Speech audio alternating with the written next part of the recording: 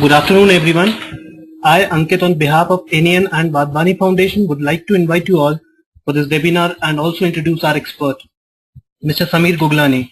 With already 5 startups in his bag, Samir has a lot more to his name. He co-founded Madhouse Media in 2004, India's first organized movie rentals company, which was acquired by 70mm in 2007. At the Morpheus, Samir works with portfolio companies on things like strategy, product, sales, marketing, bootstrapping, and whatever takes a startup to shoot. Samir is also an independent filmmaker with film festivals movie to his credit. Before I hand over the floor to Samir, a quick note to all our attendees. You will be on mute. You may ask questions by typing in the panel provided. Over to you, Samir. Okay.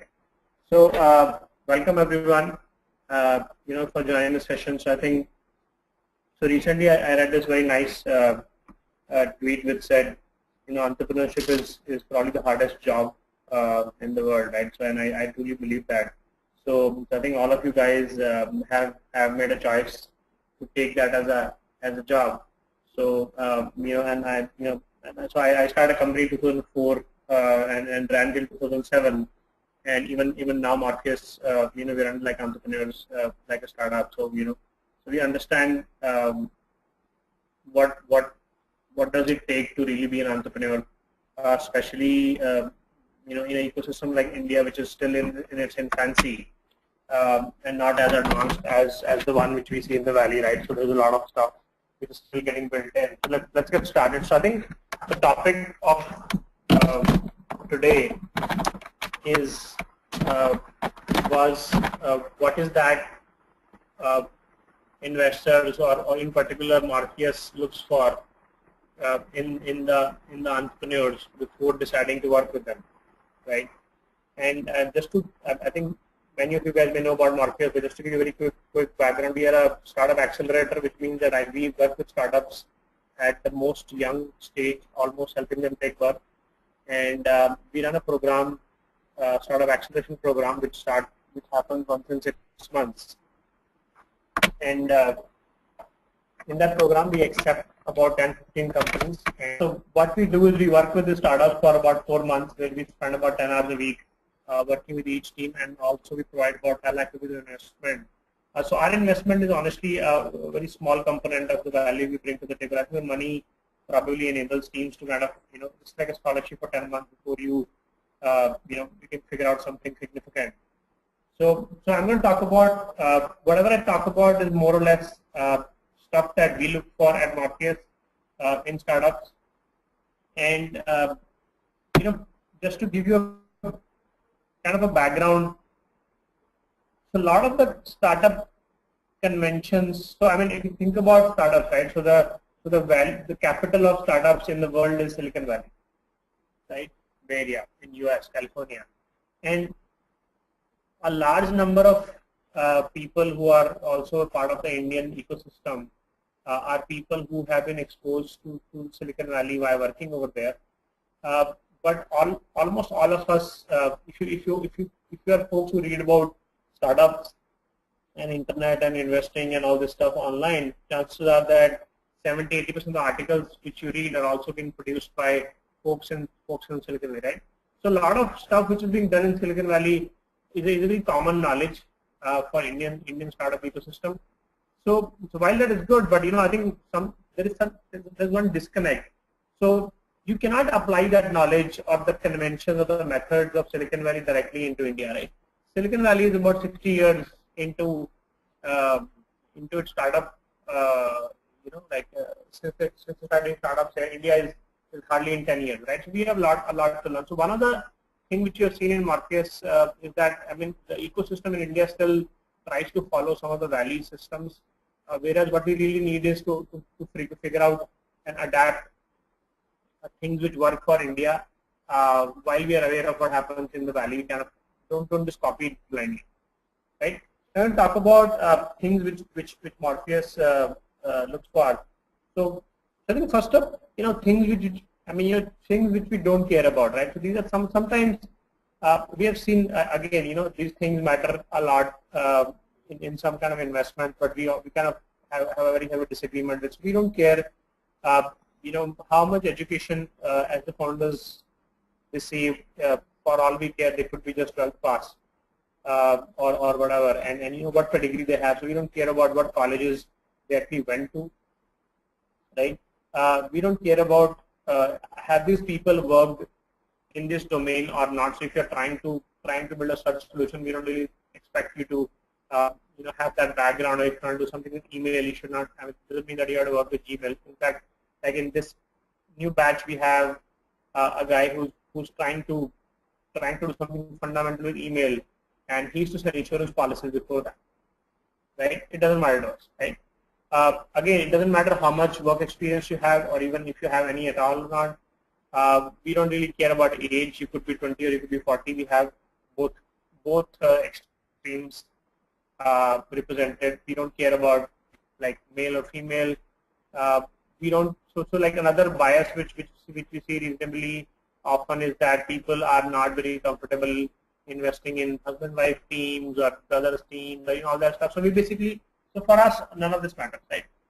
Another thing which we don't care about is, in fact, we have some reverse bias towards that. Is basically what are the trends of investment, right? So basically, if you look at majority of the investments which are happening around us, all the money goes to the trending sector, right? So e-commerce, group deals, and now the the car segment, car booking segment, right? We started with Ola Cabs, but now it's like everybody's like there are 12 companies already funded on that, right? So let's talk about what is that we do care about, right? So the first and foremost thing is tenacity, right? So doing a startup is hard anywhere, right? I mean, there's no doubt about that. But doing a startup in an ecosystem like India, which is still in the infancy, is probably 5 times harder than doing it in the valley, right? So I was just reading this announcement today where there's a very popular payments company called Square out of the valley, which raised Series D, and they got Starbucks as a partner and an investor, right? Now, I think Square is hardly two and a half years old, but the amount of scale they have been able to receive just within 2.5 years is phenomenal, right? So if you had the same team of Square, bring them to India and ask them to do the same thing in India, it might take them 10 years, 7 years, right? The reason for that is, as a country, as an economy, we are still building our systems, right? So if you are a guy building a startup in India, you need a heavy dose of tenacity, because startups are something in which the effort keeps going in for a while before you see anything out of it, right? And that duration of how long we'll have to just keep putting your efforts in is going to be like 3, 4, 5 years, something like that. And on average in our portfolio, we see that it's about 1.5 to 2 years before the company can start seeing some really significant signs of, okay, things are working out, right?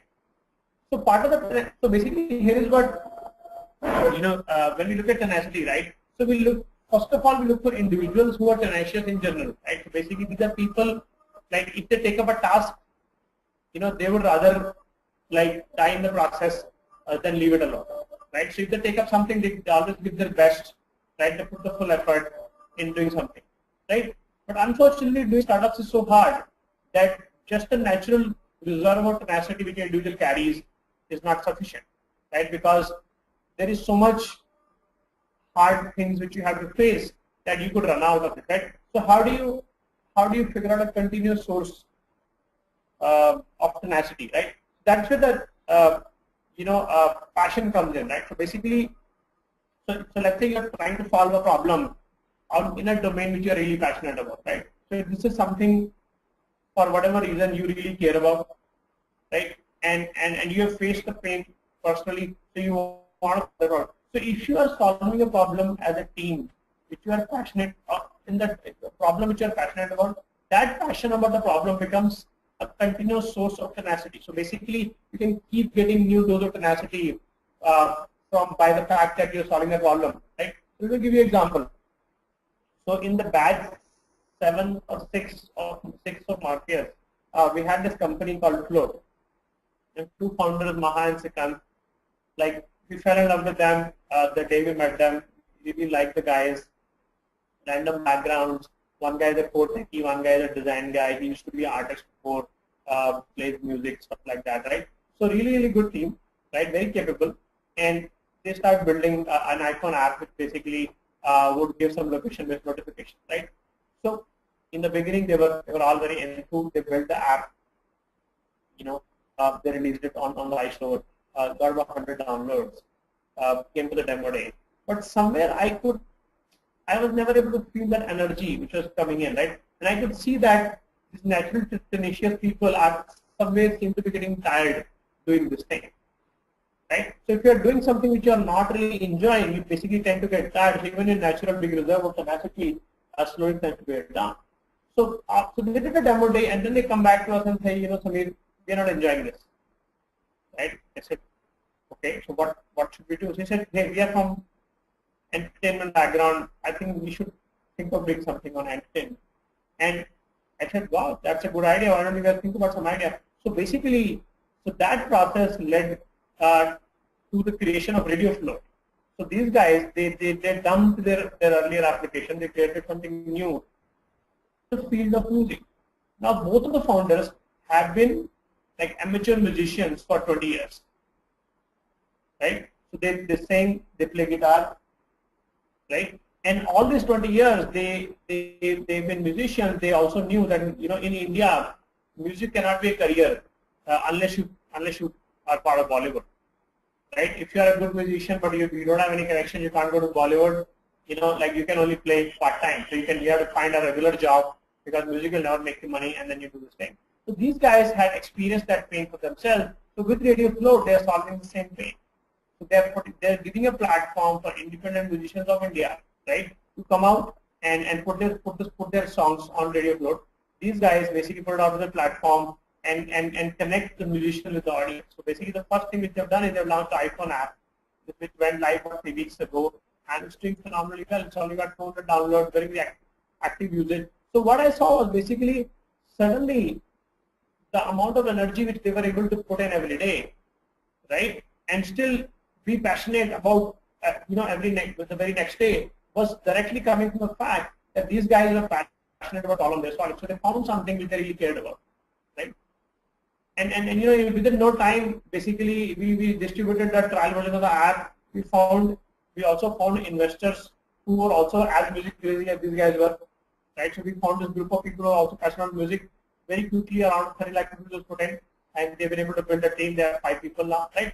So the first 6 months, these guys did something which they didn't care about, and the next 6 months they did something which they really care about, and the difference is like almost 30 times in terms of how fast they are moving, right? So that's where the passion bit comes in. So this is a very strong theme across our portfolio as well as outside. I have seen that entrepreneurs or founders who are solving problems which they personally have experienced, the pain which they can feel, which they care about, are going to be always create something original and really good as compared to somebody solving a problem just for an opportunity. So a lot of people, are basically typically, like starting companies like e-commerce or group just because, hey, it's a great opportunity, let me come and start, right? That's a wrong answer, right? You want to start a company because you care about it, and for all of you, if you are like, you should ask this question to yourself in all honesty. How much do I care about this particular domain? Because when you are going to go through it, you're going to you're going to have a lot of near-death experiences while your startup journey is going on, and the only way to survive and not go back and take a job is basically passion and tenacity, right? So look for that.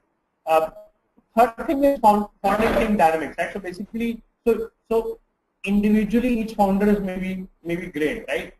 And but what is also very important is the dynamics of the team, right? So basically, if there are 2 or 3 founders, we try to get very deep into figuring out, how long these guys have known each other, have they worked before, have they built stuff together before, do they get along well, will they be able to settle down responsibility, like divide stuff and not have ego come in between where everybody wants to be a CEO, right? So basically that's another area which we really care about. We tend to observe. So let me tell you how we look at all these things. So basically, the process which Morpheus follows, people go and fill up an application online, right? And the application has very less number of questions about the actual idea which you are going to do. Most of the questions are about the person or the team, individuals who are applying, and the team dynamics, right? So we read those applications and we try to assess these things, the passion, you know,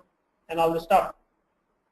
At the same time, so basically, if you like, so if you get to the application process, we do a couple of calls with each team, and then based on that, we make a list of what, like this batch, last batch, we made a list of about 35 companies with whom we did something which we call like a live-in period, right? The live-in is basically like a live-in before you get married. So let's work together for 2 weeks, right? We'll spend 5 hours a week with you. Let's do that, and then we'll see. So basically, what we feel is that if you work with them for 2 weeks, like if I'm doing calls with the team, if I'm doing emails, you know, I can sense the dynamics, I can sense the passion, I can sense the tenacity, right? That's a method which we deploy to really, you know, make these opinions about a company. I don't think it's possible to judge these things just based on an application form or a business plan or 2-3 calls. We need some time. Yeah. So basically, so that's the next thing. So we look at, you know, founding team dynamics. We look at the passion.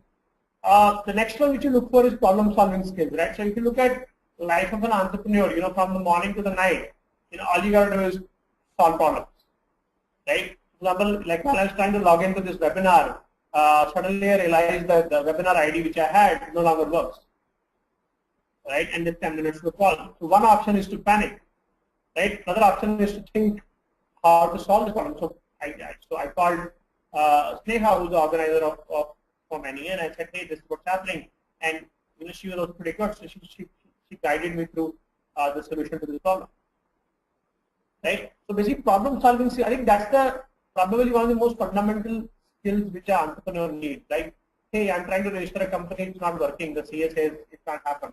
Oh, it's a problem. How do you solve it? Hey, I want to hire somebody, but you know, I can't get enough good resume. Hey, it's another problem. How do you solve it? Right? So people who enjoy taking on problems. So when you talk about problem, right, it's really something, you know, like it's kind of a thing which maybe you haven't seen that scenario before, but you have to like apply whatever knowledge and experience you have till today to kind of, you know, try to tackle that and figure out what's the way out, right? Sometimes you can solve it yourself, sometimes you have to ask for help, right? So problem solving skills. The next one is, you know, I'm going to spend some time on this. This is what we discovered, what we call as subconscious thinking, right? So here, you know, bear with me a little bit. It's slightly longer story. So basically, about a year and a half, 2 years ago, you know, while we were trying to start our 6th batch, we basically, you know, we were doing this regular exercise which you do between every 2 batches, that let's analyze all the companies we worked with so far and figure out which are the ones who are, you know, like figure out which ones were right and which was the wrong decision, right? And we can see what we can learn so that we make better decisions in future. So when we looked at this set of people, right? So we had 3 categories of companies. Number 1, company which are doing like really well. Like some of them, you know, like Industry, Tractor, Quanta, you know, all of this. They're like on a high growth, successful trajectory. Second were companies which had basically just gone bust, right? So whatever reason, they just shut. And third were companies which are kind of mediocre performance. So they could go up and down. We don't know about that, right? So we said, okay, so why are the ones who are successful are able to achieve success, and why are the ones which are doing, right? So when we looked at that, you know, basically, and another thing, you know, obviously, in case of startups, you know, only thing which matters is the founder, right? Especially the kind of company we work with, you know, very early stage. So we looked at a founder, right? So we saw one difference. And that was surprising, right? What we saw was people who were successful, the individual founders seem to produce 30 to 40 times additional output or results as compared to the people who are not doing well. And that's a big difference, 30 to 40 times. And then we looked closely at them, we found that these people everybody is from similar backgrounds, similar colleges, similar IQ, similar number of hours a day. So why such a difference? Right? That is, I mean, we were surprised. We said we made a wrong observation.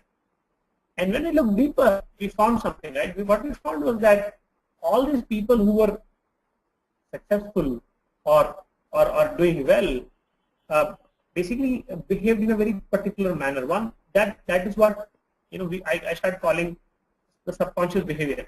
So basically, these guys work in a manner where dominant amount of time they are in this mode where the decisions and thoughts and ideas are coming from their gut, right, from their instinct, which is what at least I start calling it subconscious. So basically, they are not rationalizing everything. They are not making a lot of calculations. They are not doing what I call the conscious thinking.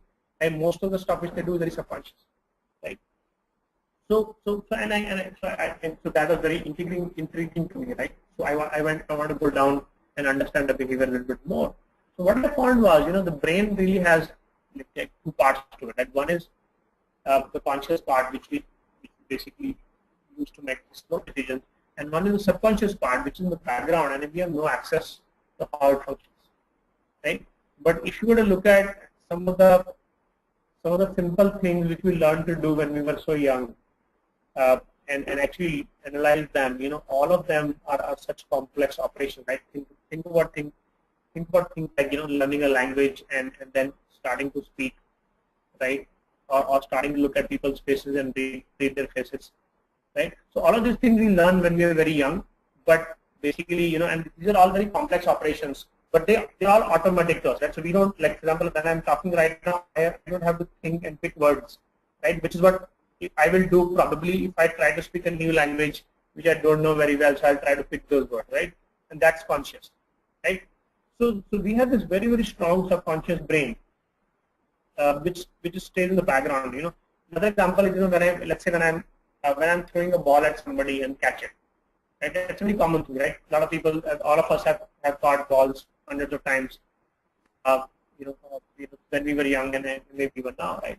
So if you think about an operation, what really happens is the moment I pull out my hand and I'm about to release the ball, your brain catches a ray of light from the ball to the eye, divides by the speed of light to figure out the distance of the ball from the eye, right? And via that, it calculates the coordinates of the ball for it to be released, right? And then when I release the ball, it repeats the same steps every few milliseconds, right? So every few milliseconds, it knows the coordinates of the ball, right? And then using those coordinates, it plots a possible path or maybe two possible paths on which the ball may travel while it's coming to you, right? And basically then, and based on that, it looks at, hey, is a projectile, is a parabola, is it coming from up to down, is it coming straight? And based on that, you decide to should I catch it with one hand, two hands, should I jump forward, right? So all of this happens to all of us in a very natural manner, right? But if you look at it, it's a very complex set of equations being solved while you are performing an act which to you looks so simple. So basically, we have this very, very fast, powerful subconscious brain, right? Which, if used properly, can help us work much, much faster, right? So people are subconscious, use the subconscious brain, and they are a lot faster than other people. But hey, being subconscious is just being an autopilot, right?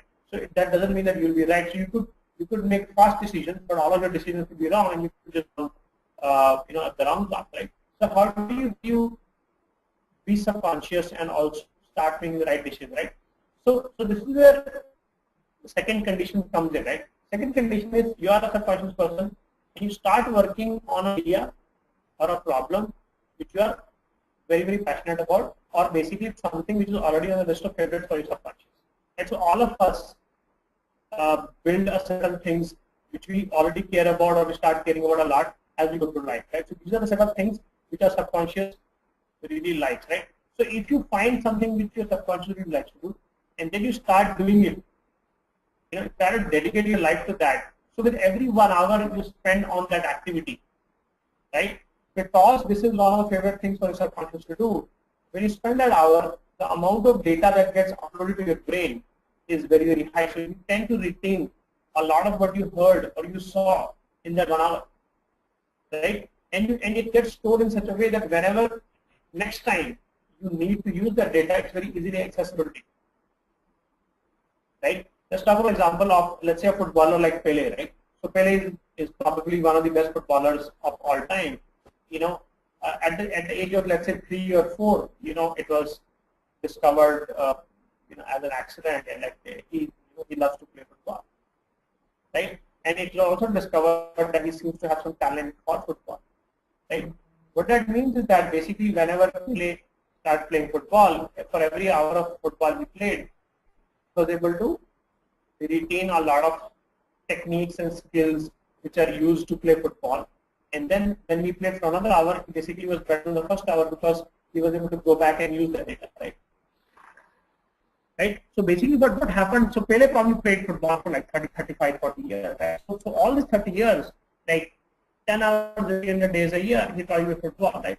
So by that, so with every day of football he played, he basically had more and more data in his head, right? To refer to, right? So after playing football for these 5-10 years, right? He has so much data in his head. So whenever he looks at a formation, let's say he's going with the ball forward and there are certain players are standing in a certain way, automatically his subconscious brain is going to look at all previous situations and tell him like which way he should take the ball. Or if he's in front of the goal and he has to take, there are 2 people standing in front, like what kick should he use, right? Because what has happened is over this 5, 10, 15, 30 years, there's so much of data got uploaded to his subconscious brain that it's able to make really, really nice decisions. So if you are a subconscious person, you pick a thing which you love to do and you start dedicating your life to it, you will obviously make mistakes like everybody else in the beginning. But slowly and slowly, all that data of making mistakes will start collecting in your subconscious and user threshold. And basically, your decision will not only be faster, but also become a lot accurate, right? So I don't know how much sense this concept is to you guys. It's like an abstract concept, but basically that's what we have seen. And I may be trying to do a little bit more work on this. I have another podcast which is recorded on this topic, which we'll send it to you guys separately to listen to, right? So fundamental summary is people are subconscious are always going to be a lot more faster in decision making, right? But they can only become accurate if they work in a domain or a problem which they really care about. Because once they start doing that, the data starts to collect in their head as they continue to work on that domain. And once they have a certain threshold data, the accuracy which they can bring to the decision making is going to be far, far, far better than anybody else. I think the next thing which we look at is basically ambition to create value. So basically, so our focus, as you can see, is typically only on the qualities of the individuals in the team, right? So a lot of times we work with companies where it seems like the first idea they're working on may not be the idea which can get very big, right? So we don't mind that, right? As long as the guy is very ambitious. So basically, if you are an ambitious person or ambitious team, and you're working on an idea which doesn't fulfill your ambition even 10%, the moment you realize that this idea has some limitations, we are so sure that you will figure out a way to break that wall, right? And expand that idea into something which can be really large, right? But you can only do that if you are very hungry, very ambitious to create value, right? If we sense that you are somebody who's going to be happy, achieving certain amount of revenue, a certain amount of scale, a certain amount of fundraising, right? We're going to step back. And because it is impossible to predict even if your idea of today will work or not, right? So it is very possible that what you're doing does not work, right? For most people, that's what happens. First idea are excuse to get started, right? So for a person with low ambition, the only reason to work was that idea because they were banking on that, right? And the idea doesn't work, they don't, they sit and start waiting for another idea, right? But for the person who has ambition, for them that's everything. If this does not work, based on this learning, I'll find something else, right? So that's so those are some of the things which we care about a lot. And I don't know how we are doing on time, but I've kind of covered what we care about, what we not, right? I mean, and actually, like just to give a few more examples, next time we have a team, so we started a new batch just a week ago, about 10 companies. So we had there are a few teams which we were able to, but not able to make decisions. So we found set of people where we could see that hey, they function in a subconscious manner, right? So they were very fast in doing what they were doing. They created a good quality product, right, which was around travel, and we were impressed with the product. We impressed with the people. All of them were very good tech guys, but none of them had any passion whatsoever for travel, right? So they could not be the customer of their own products, right? So ultimately, end of the day, we ended up dropping the team, right? Similarly, we had another person which we were talking to, who has a very impressive background, worked with one of the top travel companies, played a lead role over there, and has a lot of exposure to travel. Very nice guy, and he was a star employee. Then he worked for that company, and done some really interesting stuff. So we went to the final stage, and while we were trying to offer, we sensed that the guy was carrying too much in the head, right? Hey, am I going to be able to get value out of this guy? I'm going to be able to like, is it a good idea? Should I give so much equity? Can I do this? So we had some of that even during our interactions in the living, but we gave that feedback to him, and he said he'll work on it. But we said the same thing while we were negotiating the final offer, right? So he had actually not said no at that time. He probably would have come around, but basically the moment we sensed certain amount of conscious thinking, we backed off, right? So basically, you need people who are naturally very tenacious people. You need people who are working on problems they care about. You need people who like to solve problems. You need people who are subconscious. You need people who are very high ambition to create value. So personally, we feel that if this combination is met, you have a team which will end up potentially creating a good company over the next 5-10 years. That's it from my side.